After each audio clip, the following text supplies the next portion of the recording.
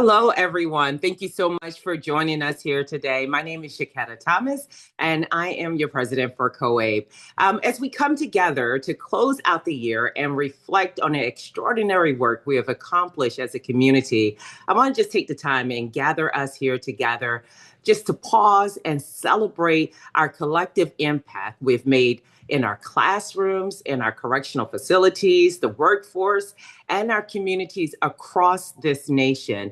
And as we reflect on our journey through the transformation of adult education, a journey that has been shaped by bold leadership, innovative programming, and unwavering determination of our educators and our learners, we have truly witnessed system shift.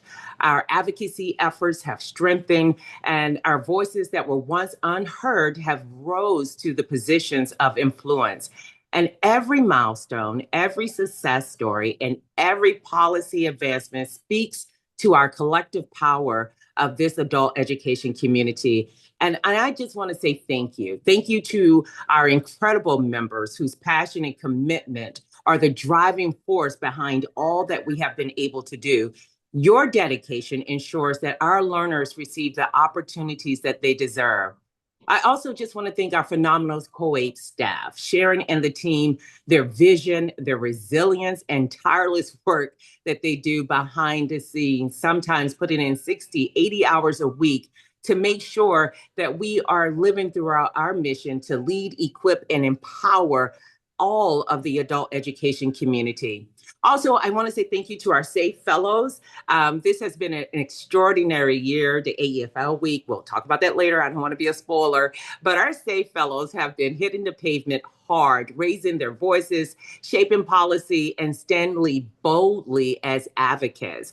And they truly represent our future of the field and the power of the stories that move hearts and change legislation. That is so important.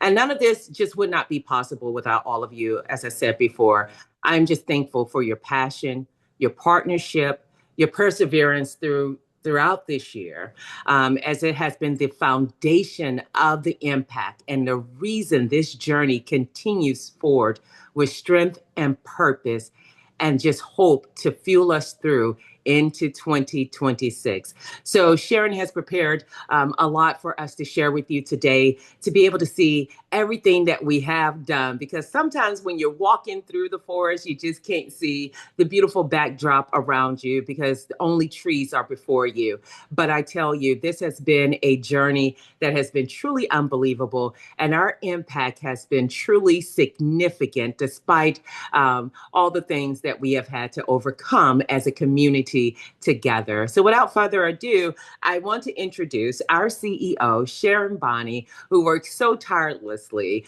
with so many journeys. I think she has spent at least 4 months away from her home in Florida, hitting the pavement, going out, shaking hands. I love to say kissing babies, but truly shaking hands, meeting with different decision makers, trying to show them how important it is for adult education and our continued impact that we make upon the communities. And as I like to say, a lot of the woes of our world today can be solved with adult education. So Sharon, I will now turn it over to you. Fantastic. Thank you, Shaketta. I want to also take a moment to recognize we have some board members that are on as well. Polly Smith, thank you for joining us. We have a fabulous board. The board members, many of them have served for years and they serve with excellence and they do just a great job working with the staff. So just want to make sure to give a shout out there as well. I also want to say, as we're going to pull up the collective impact report here, that so many of you have contributed in so many different ways. And I hope that when you see this report, you see yourself and you see your local program there. So first I want to say, our tagline is lead, equip, and empower. And this was really work that was done through our strategic planning. We know that in the field of adult education, that leading and equipping and empowering is so important. So we lead at the national, state, and local level, and this report will highlight those activities. The first component here is that recognition piece. Incentive grants, awards, and scholarships. And I want to give a shout out to Dr. Adrian Fontenot, who provides the oversight for this program, but also to Lindsay Lord, who is our staff person who really provides a lot of support behind the scenes. We've given out 12 prestigious awards this year. And if you were to just click in here to the awards, incentive grants, and scholarships, you'd see those that are open right now with the deadline of December 28th. But as you would scroll down, you would see, and I hope this isn't making anybody a little queasy as we scroll quickly, but as you'd scroll down, you'd also see the list of all of this year's winners as well. And you'd be able to see videos. When you click in here, you'd be able to see from them their videos that they gave. So this is great. So every year, what we do at the national conference, we provide recognition. It's the only national stage that I know of where there's 2,500 or 3,000 people live watching you in person, as well as then online, over 1,000 people that will watch as well. So we have a number of different awards, but I really want to give a shout out to our beloved Jody Angelone, who recently passed away. And in her honor, her family set up the Practitioner Scholarship, working with our board. And this will be given out this year. And you'll see that it's on our website right here that you can nominate or you can submit an application for this. Shaketta, did you want to say anything about this? I did, Sharon, and thank you so much for bringing this up. For those of you who do not know or haven't been made aware, our past president, just a really pillar in the adult education community, passed away last month, just before Thanksgiving. But if you ever got the opportunity to meet Jody, you would have known how much of a light she was to everyone around her. She shined and she shined brightly. And it is such an honor to work with her family to be able to continue her light in today's and tomorrow's practitioners. So if we can, we'll just take maybe a brief 10 seconds of just a moment of pause, just to reflect on Jody Angelone and the work that she has done for the adult education community throughout her entire adult life.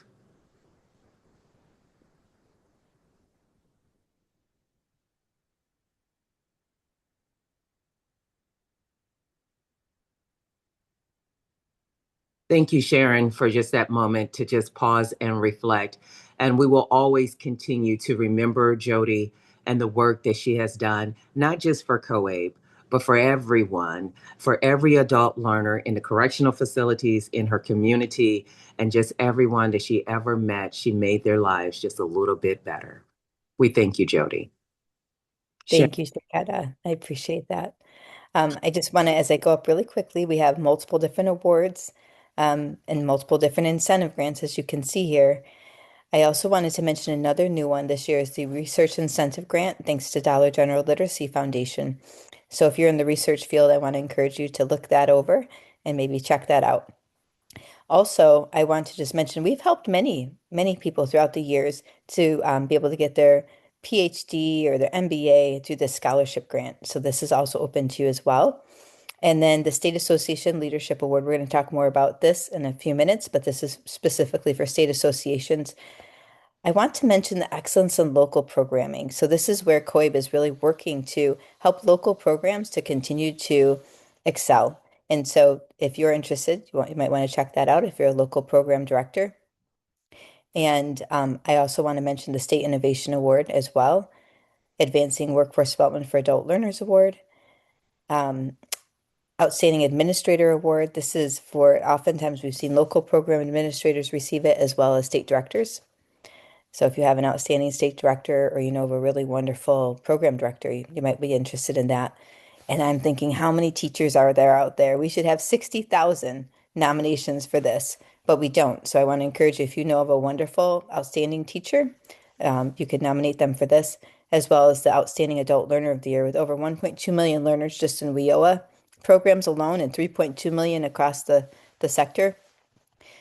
This is one that where that learner, as well as all of those individual, all those awards we saw, they receive a press release. They receive all expenses paid to the COABE conference, visibility on the national stage, and they also get a stipend. So they get a cash prize as well. So we really want to thank Dollar General Literacy Foundation for making this possible. This awards, incentive grants, and scholarships program has been in place for many years, but every year we continue to add to it. At one point there was just 3, and now there's 12. So we're always adding to that. Next, we want to talk about advocacy. When we think about advocacy, we think about COABE's tagline, the voice of adult education. And this is what we hear from our members, that this is a really important component. So we are constantly advocating at the federal level. But I will tell you that there are so many people advocating at the local and state level as well. And you'll see here some pictures of what took place. We had a legislative briefing in DC, but then over 130 people came in person to this event. And then we know that there were many other events taking place throughout Adult Ed and Family Literacy Week. And how do we know this? Because people would submit to our national Padlet, and there was over 500 events that were held. And they would submit press releases. They would submit events that took place with maybe proclamations with their governors. We know that there was 34 governors, so 34 different states where a governor was proclaiming the value of adult education. And there was also mayors that were proclaiming the value of adult education. And our goal is that all 50 governors and then all of the mayors would be proclaiming the value, because we know when people start talking about the value of something, typically they'll put their money where their mouth is. So when they're issuing a proclamation and have the press come together to acknowledge it, typically that puts in place where they will, the next time around when they're looking to fund it, they'll think about adult education. So I really want to give a shout out to, we're going to talk about the State Advocate Fellows a little farther down. I want to give a shout out to the many people across our field who sent in letters. There's over 30,000 letters sent to legislators. I want to give a shout out to those of you who are not in the State Advocate Fellowship who still put together those events at your local level or joined your state association for events they were doing at the state level. I want to thank you all for those of you who followed us on social media. And we're so active on social media, on LinkedIn, on X, on Facebook, on Instagram, as well as on TikTok. It really makes a difference. It creates this collective impact that none of us could do alone, but that we can make together. And you'll see here is this Flood the Hill, where we had those 130 plus that came together. But this is just a small snapshot of what was taking place across the field. Shaketta, would you like to say anything before I go to the next one?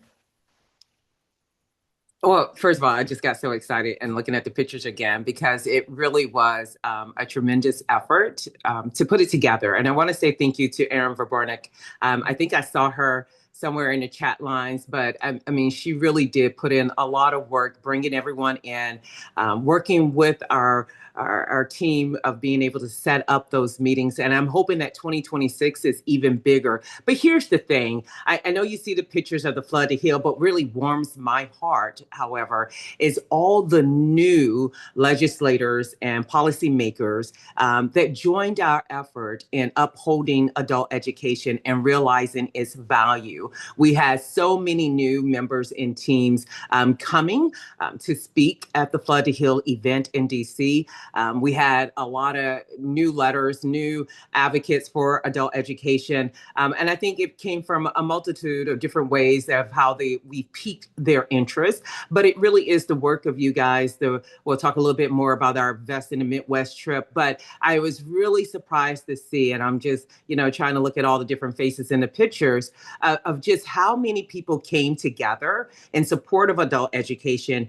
And no matter if you're from a red state or a blue state, the value of adult education speaks for itself, and how it really does tackle so many, and I say it before, but I'll say it until I'm blue in the face, so many of today's woes when we're talking about economic development, parent involvement, safer communities, and the realization is there. So I was just alarmed to see how many did show up, and speak out in support of adult education. So thank you to all of you, and thank you so much, Erin Verbornik, for all that you did behind the scenes to put together this wonderful event on this day, but on every day. You do so much in advocacy. And so we tip our hat to you as well. Thanks, Sharon. Yeah, thank you, Shaketta. Thank you. Yes, Erin does a phenomenal job. We're so happy she's on staff. I do want to take one quick minute to talk about that legislative briefing, which was standing room only. Erin had a great idea to reach out to all of the partners in the area. So we had a number of new and returning partners, partners we've worked with for years, and then some new partners, um, which was great. And then she helped us put together the panel session. And I want to talk a little bit about the adult learner, just because I think it's such a great testament to what adult education truly does. So this gentleman, his name was Kendrick Marshall. He dropped out of school when he was in the ninth grade. He had an IEP, ADHD, a speech impediment. He was bullied. He spent more time sitting in the principal's office than in the classroom. So much so he had his name laminated on the desk there.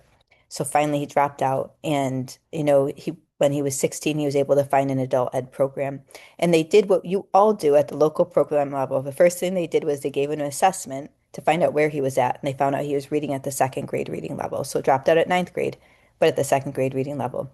And then they said, and he will tell you, he told the whole room this with such compassion, "What do you want to do, young man, with your life?"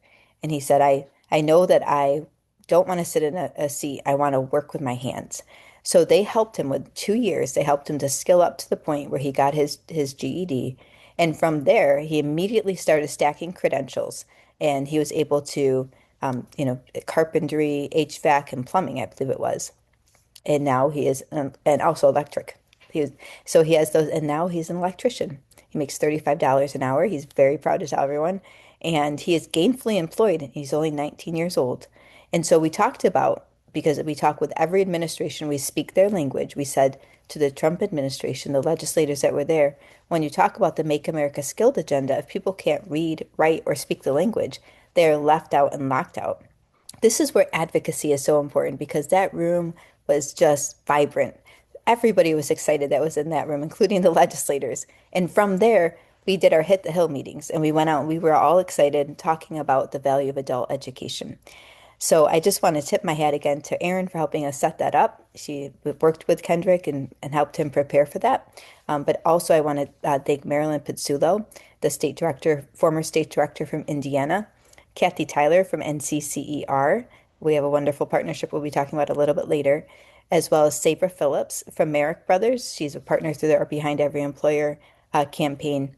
And as well as, and I'm forgetting her name now, but she's from Ohio and she's also a part of our NCCER project. They were just phenomenal. They did such a great job making the case and advocating for funding for adult education. So that is our advocacy work. And if you were to click in here, you would see that we have our advocacy victories right here. And I want to give a shout out to our team for the great work they did putting this together, really showcasing the work that's been done. You can see 12 pages worth of work that's been done. And most of this is you in the field. So thank you, thank you, thank you. You can see the funding over time and how this has been impacted by, even at a time when so many were having their funding completely reduced, adult education did not. So what we do is we go and we talk to legislators about the value of that. And I'm not going to go any further with this because you're going to be able to go back and look at this yourself on your free time. But I wanted to make sure that we pointed that out, that when you click in there, you're able to see that advocacy victory sheet. Okay, great. So Shaketta, I'm going to turn this over to you to talk about the strategic planning that we did because you really led this work. Well, it definitely was a team effort. And as Sharon started off, we started to look back at ourselves and said, where do we need to go? How can we increase just our collective impact, not just for the educators, but for the learners and the communities at large? And one of the things with our strategic plan, if you realize we're now just COABE, no longer the Coalition on Adult Basic Education, because our work is so much more than adult basic education. Does that mean that we want to just totally, forget about our ABE programs? No. What we want to do is really recognize the work that we do in our programs. And we take learners from where they are, no matter where they come to us from, and help them develop their own plans, their own educational goals, and take them from foundational literacy to their high school equivalency to college and career and beyond. And that is truly what we do in our programs. And I think we started this strategic plan before the year 2025. We actually started in 2024 with the lead, equip, and empower. That is what we wanted to do. We wanted to be that recognized voice in the field for all of you because you are all such leaders, equipping our programs, our educators, and our learners with the tools and the resources that they needed to be able to do the work of excellence that they already do, and just empower everyone to get out there and raise their voices.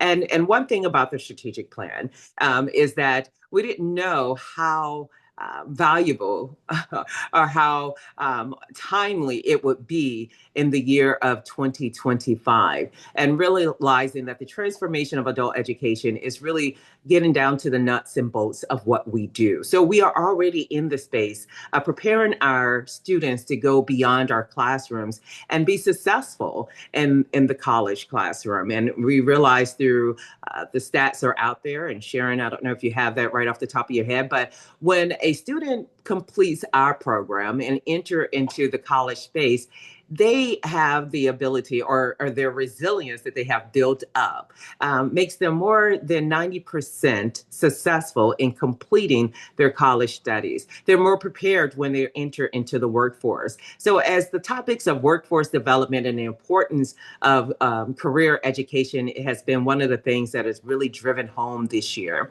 we realize that our programs already do that. And so how do we incorporate all of that into what we already do?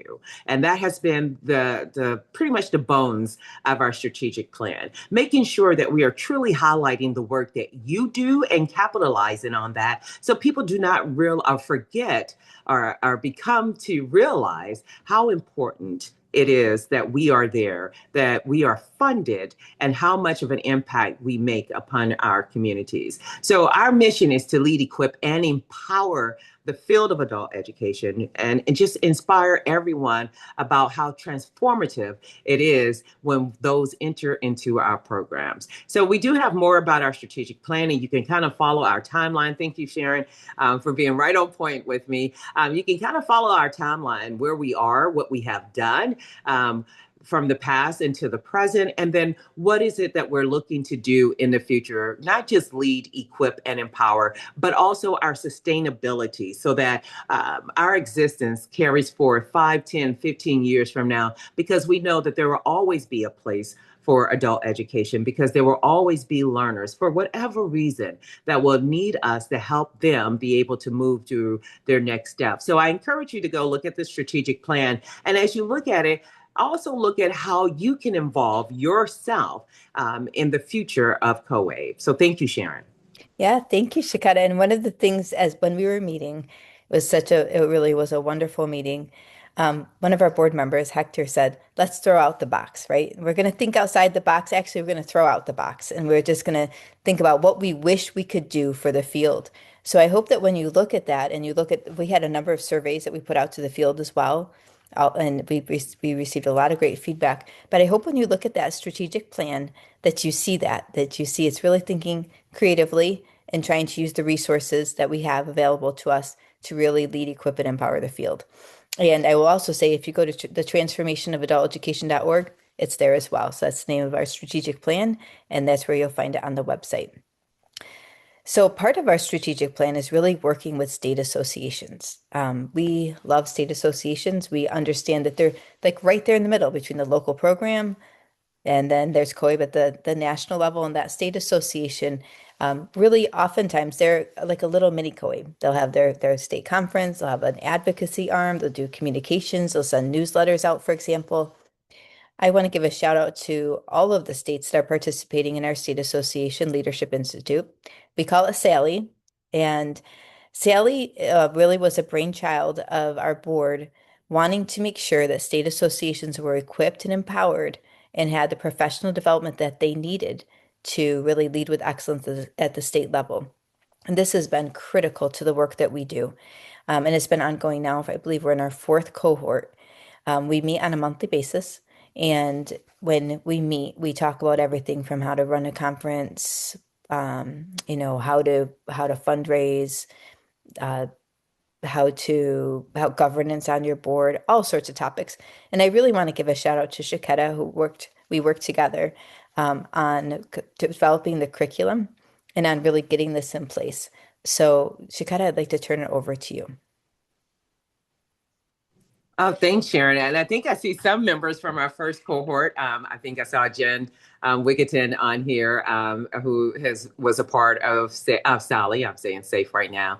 But Sally is one of those brainchilds that was really needed and very timely, because while we value our state associations, we needed to be able to join hands and walk alongside of them. And we know as volunteers, every member on the COABE's board is a volunteer. And we understand that as volunteers, sometimes, we try our best to give so much and we come in with a good heart, but maybe not necessarily understanding what the needs are to make a association successful. And so that was one of the things is like, how can we be a good support to our state associations? And not only that, but we also want to value your time for being a part of Sally. So, yes, it is a learning platform. It's a professional development for state associations, but we value you and your time. So, some of the benefits of being a part of the COABE Sally is that, we give you a free registration for the conference. So, come on out to Indianapolis. We'll help bear some of that cost. But also, we recognize excellence. So, we have our Sally Award, and we also give out some stipends and awards as well, for being a part of the Sally program. But it truly is an excellent. And if you have ever been a member of Sally, go ahead and drop it in the line and say, I'm a Sally veteran, and let others know who they can talk to or reach out to find out more about your experience as being a part. Oh, there we go. Sally Cohort 1. Sally. Hi, Ashley. So thank you so much for dropping that in the chat line. Please, for others of you that are out there, please let others know what your thoughts were and how they can get in touch with you to find out more about your experiences. Thanks, Sharon. Yes, thank you so much. And we also have at the national conference where we bring together the state associations with the state directors. And we have a wonderful professional development experience there where they get to share about how they're working together, really impacting their state. And I have to say, every year I am surprised. It's just amazing to hear what these states are doing together with the state directors and the state association leaders. One other component of this, an outgrowth of this, we have really encouraged state associations to hire a paid person to work at their state association. So this year, we set up a paid staff for state associations group. And we've been able to meet with them on a monthly basis. And a huge shout out to Erin, who leads that group. And we've been able to also provide funding through our eCornell and IBM Skills Build and Google certificates for these paid staff to be able to upskill and be able to, for example, get a nonprofit management certificate from eCornell, for example. So that has been wonderful. And I want to give a shout out to Jamie Trujillo on our board who was able to do that. But we've had a number of state association paid staff leaders who have been able to do that.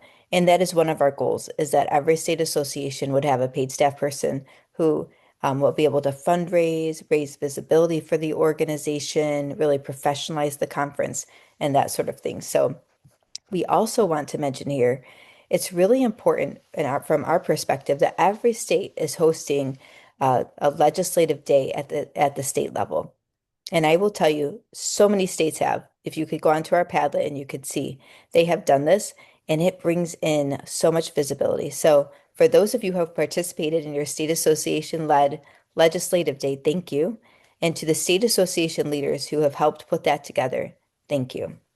And can I add to that, Sharon? You brought up how our state association leaders and our state directors come together. But another event that we have at the conference when we're talking about advocacy is when SAFE met Sally. And our SAFE fellows and our state association leaders come together to strategize within their state, their advocacy efforts. But, it is really powerful when you have the state director or for the state, the state association, and an advocacy fellow working together. We really do see their collective efforts and the power of a trio. So I know we're going to talk about SAFE a little bit later, but I just want to put that out there to you. If you haven't been to our conference in the last couple of years or don't have a fellow or a part of Sally, you truly are missing out on how you can make a greater impact within your state. Thanks, Sharon. Yes, and right here we see our Sally Award winner this year, which was CASE, the Connecticut Association for Adult and Continuing Education, and a huge shout out to Larry, who was their paid staff person at that time, as well as Anthony Mangiafico, who is their board member, and Kristen Hempel, who's also on our board and their board. They did a phenomenal job. They brought together so many advocates in their state and they really moved the needle. So they were the winner this year. I just wanted to give a shout out to them as well. So as Shaketta was just talking about, there's quite a bit we do at the conference, like when we bring together Safe and Sally and the state directors. Our conference continues to grow every year. This year, we partnered with TALY, the Texas Adult Literacy Association, and I want to thank Martine Loa, who and Sharman, who also just were wonderful liaisons from the TALY board. We were able to bring together over 4,300 teachers, administrators, learners, and workforce partners, researchers, funders, and vendors in a hybrid format. Now, we have started that hybrid format in 2022. So as you can imagine, in 2020 and 2021, we were virtual, and that was hard.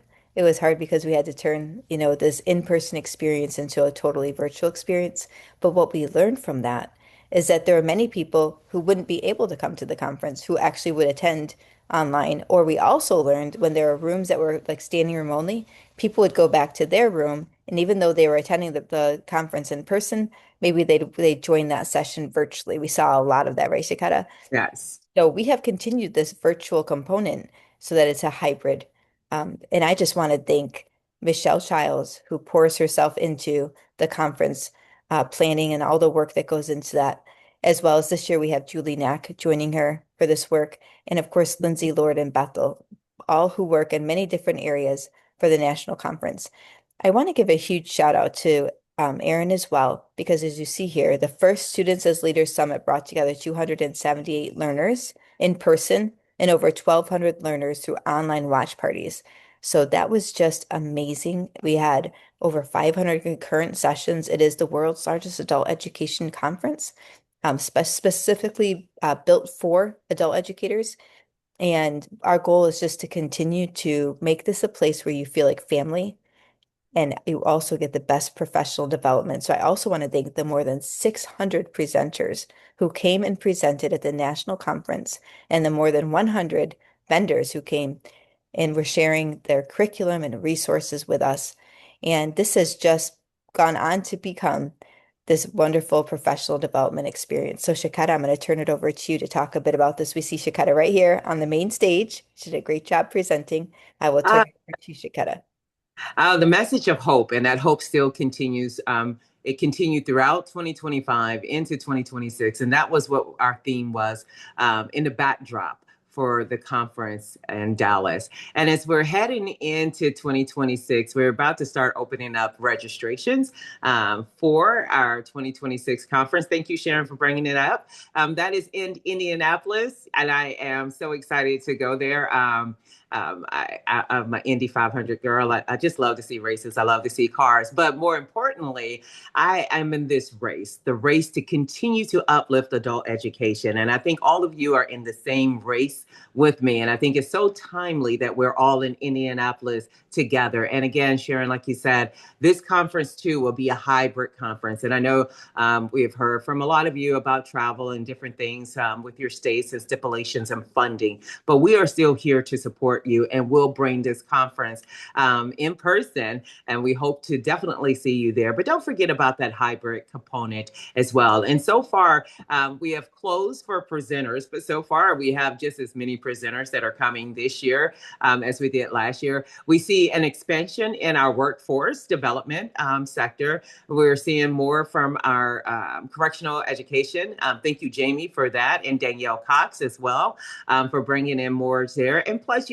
we always are going to stick to the basics, but we are expanding, as we said, in our strategic plan. So more about financial literacy, health literacy, and different things, different topics you will see coming in 2026. So we do hope to see you there.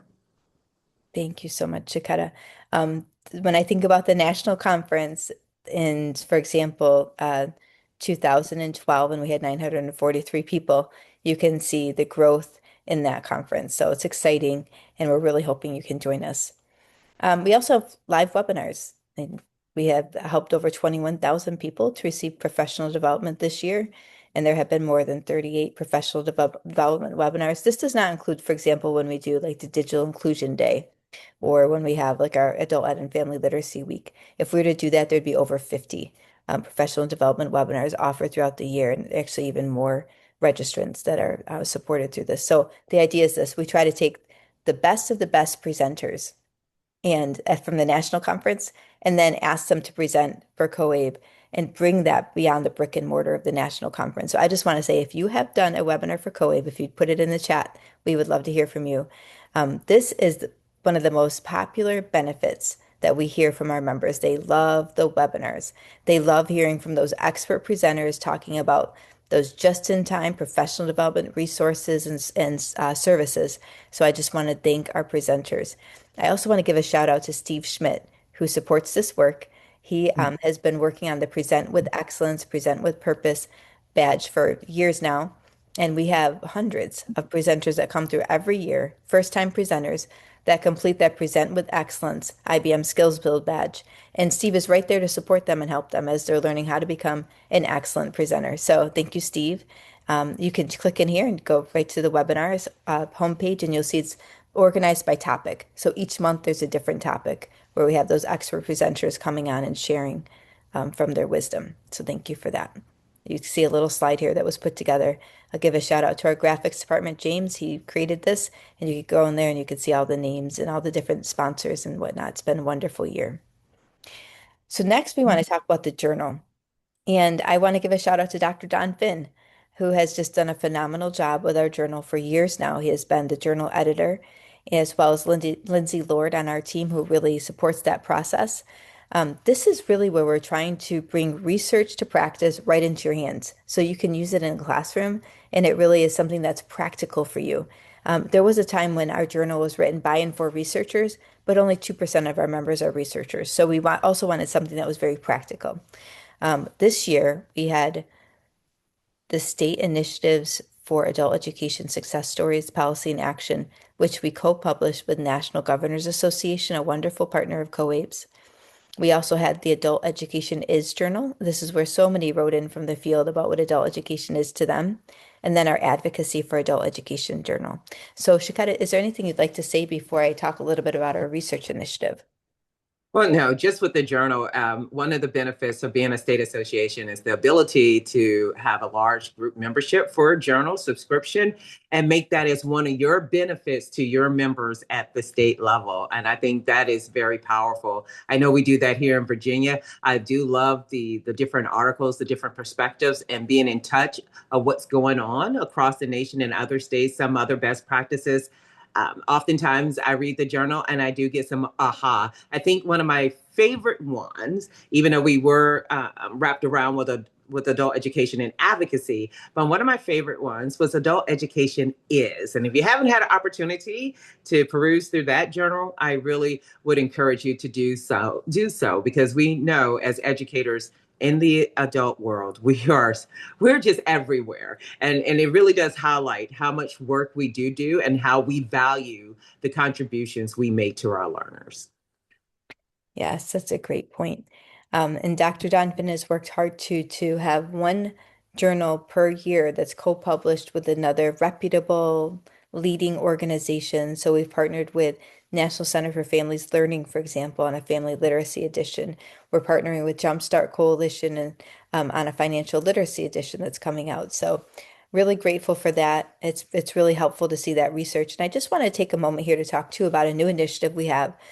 It's a graduate student network, and this is through Dr. Daphne Greenberg, a wonderful colleague who's worked with COABE on various initiatives for years. She recommended it, and that was really to nurture and mentor graduate students, and that they'd have a place where they could come and they could talk with others and share the projects they're working on. This is open. You're welcome to, apply to participate in this, but we also have funding for this as well to help those graduates get to the conference and to be able to showcase the work they're doing. We're going to have roundtables there, roundtable sessions. I'm very excited about this, and we want to thank Dollar General Literacy Foundation because we know there just really isn't enough research out there about adult education. And when we had our first meeting, what was so interesting to me was the different topics that these graduate students were working on. And many of them were practitioners who saw a need, like, wow, it'd be great to research this. What is the connection of SNAP ENT to our adult learners? What is the connection to poverty to our adult learners? There's so many fabulous topics that they're researching right now to try to help bring change and visibility. So very excited about that. The next one I want to bring up here is a wonderful partner, National Center for Construction, Education, and Research. And we worked with them this year to be able to fund 25 local programs. This really was to bring the CTE, that construction component, to the local program level. And we're really proud to say $500,000 of funding. And most importantly, to be able to stand up these local programs and these local programs, a CTE component, so that it would be this talent pipeline, as we always talk about adult education being from, adult education into the workforce to really increase the number of people that are in workers in the trades. So this has been just amazing. And I also want to thank Kathy Tyler specifically from NCCER, or as well as Melissa Perkins and Boyd Worsham, who have just been wonderful partners to us. You can click in here and you can find out more about this initiative, the funding opportunities, and that sort of thing as well. So I want to pause here and give Shaketta a minute to speak about this as well. Well, you mentioned the 500,000 that came in through this partnership, but what's more important is that 500,000 goes back to the field, right? So it's not just sitting as proffers for COABE, it is proffers for our local programs. So those 25 local programs who applied and received that funding to help introduce CTE components in construction to their students, to their learners. And it's a growing partnership that we are going to continue into 2026. I am so thankful for NCCER recognizing the value of our programs and wanting to partner with us, but also fund so that people will be able to get the startup going at their program. So it has been a wonderful partnership that we will continue to build upon for years to come. And I want to thank Kathy for coming to DC and advocating with us. That's what this picture is here with Jamie Francis from the U.S. Chamber of Commerce. She came to DC and took of her time to advocate for adult education and talked about how there's such a skills gap and there's such a high need to have construction workers, and adult education is just a wonderful partner. So very excited about that. And also want to thank the 25 partners that have participated. We're actually just finishing up the year, and we will have a video to share at the COABE conference with the list of the names and all the outcomes there. So very exciting about that. Also, the Online Entrepreneurship Institute. This is really to equip local programs in how to teach entrepreneurship. And we have had over 50 individuals per cohort who have gone through this program. At one point, we partnered with ARP Foundation and the Work for Yourself at 50 Plus as well. And I want to make a quick point here that the Kauffman Foundation did a study that showed who are the two most likely types of individuals to become entrepreneurs: high school non-completers and immigrants. So what a connection point to our adult education learners, which is why we're so passionate about this. So you can click in here and you go right to the Entrepreneurship Institute. There's another cohort opening up, and I invite you to check that out. And I want to thank Dr. Cheryl Ayers, who has run that with excellence. This has been something that has been very interesting to many funders I've talked to. They're very interested in this Entrepreneurship Institute. So thank you, Dr. Ayers. Now, when we talk about empowerment, I think about how adult education truly empowers our adult learners. I just want to take a moment here, first of all, to thank Kristen Hempel, who really worked hard getting this set up. Has worked with a committee, and on that committee was Aaron Vabornik, Jamie Trujillo, and many others, to get this set up so that we would have an amazing Students as Leaders initiative. We have had over 400 student ambassadors that have been trained, and that this is where they're able to, they receive the skills to speak up for themselves to people in positions of power. And this has just been wonderful to see this summit in how the Students as Leaders Summit, which is an in-person training, has just equipped the field, the students at the local level. Now, Aaron has over 36 ambassador trainings planned for between now and the national conference. That's how many local programs, state associations are asking for this. And I just want to encourage you, this is free.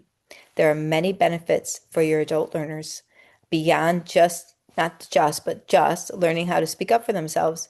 There's also the free membership that comes for adult learners. For example, they get 2 years of free life insurance. That's just one thing. They get to come to the Students as Leaders Summit for free. We have a process where they apply for this. Two learners per state will be able to come for free.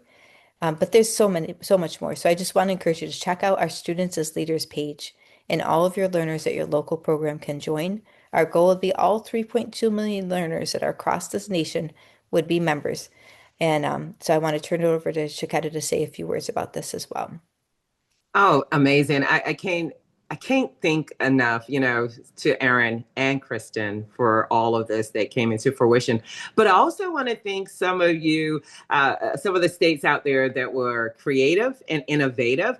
And while we said too that we would bring for free to the conference, many of you brought many more students because you found a way to secure the funding and get students to there because you realize the value. And if you look at those photos right now, I mean, it really doesn't tell the story of how excited the students were just to be there. They were engaging. They felt as though they walked away with a lot of valuable tools. And for many of them, they had never experienced anything like this before in their lives, but they felt so connected to the other learners, no matter where the learners came from. And some of them came and maybe had some language barrier, but that was not a barrier to their participation. And thank you to Dollar General, right, for the funding and seeing the value of having learners in the room, having their voices added to the conversation, and having them with providing them with wonderful learning opportunities. So this was truly one of the highlights of my year,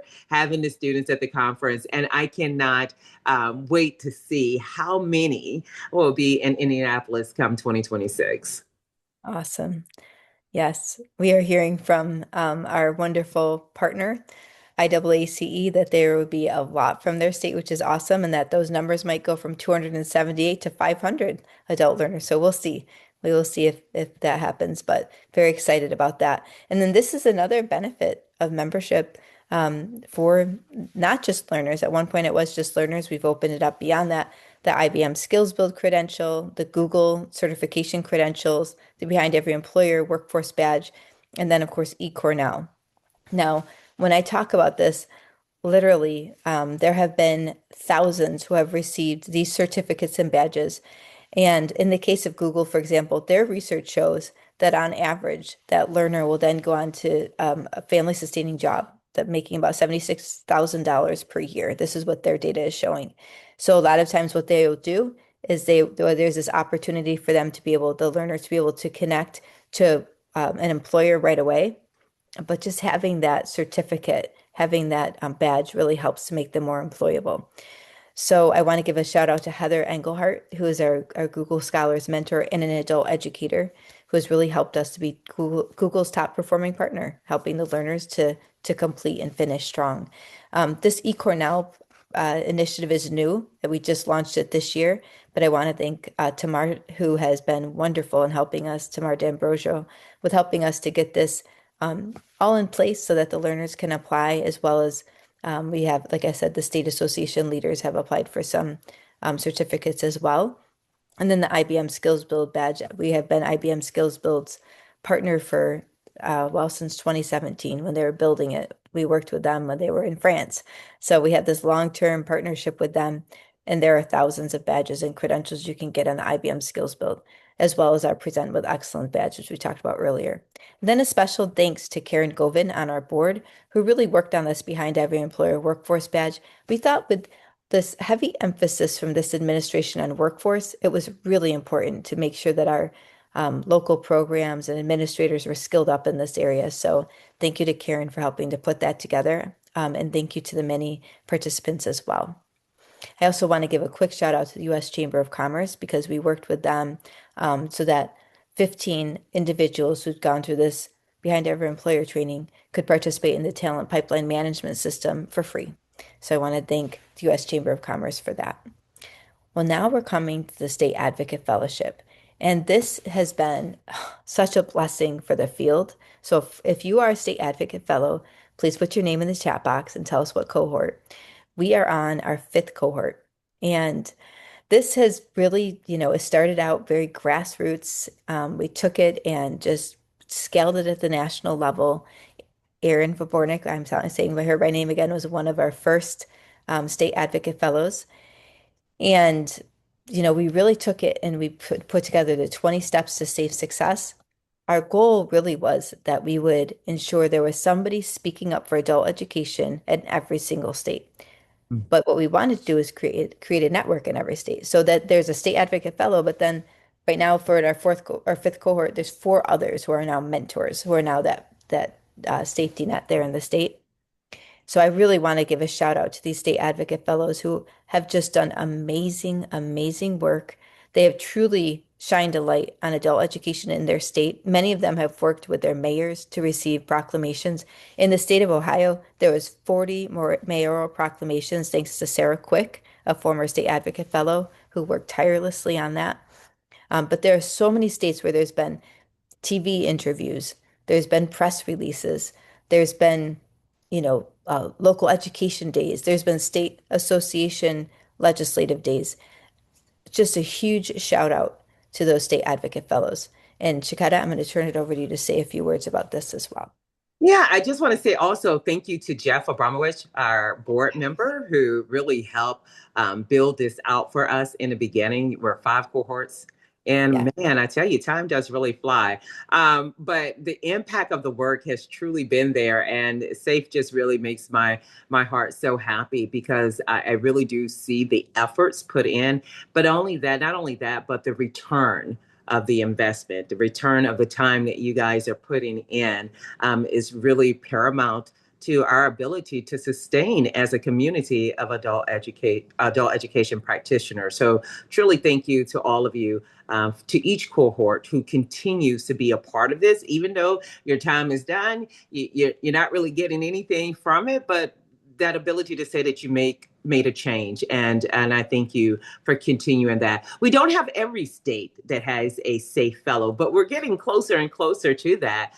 We actually have this year applicants from Hawaii, so I'm just so excited to see how this continues to grow every year. And if you have want to know more about being a safe fellow, please reach out to some of those who have, raised their hand in the chat line. You can go to our website for our Safe Fellows page and find out more about it and how you can apply.